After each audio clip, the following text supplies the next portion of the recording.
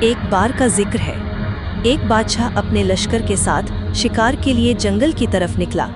راستہ گھنا اور سبز تھا، پرندوں کی چہچہاہٹ فضا میں گونج رہی تھی۔ چلتے چلتے بادشاہ نے ایک فقیر کو دیکھا جو ایک ٹوٹی ہوئی کٹوری میں پانی پی رہا تھا۔ بادشاہ گھوڑے سے اترا، فقیر کے قریب گیا اور نرمی سے پوچھا، اے بزرگ، تمہیں کسی چیز کی ضرورت ہے؟ میں تمہاری مدد کر سکتا ہوں۔ فقیر مسکرایا اور بولا، نہیں بادشاہ سلامت، جب دینے والا میرا رب ہے تو مانگنے کی ضرورت نہیں۔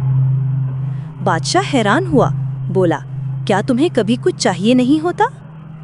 فقیر نے سکون بھری آواز میں کہا، چاہتے ختم کر دو بادشاہ سلامت، زندگی خود بخود آسان ہو جاتی ہے۔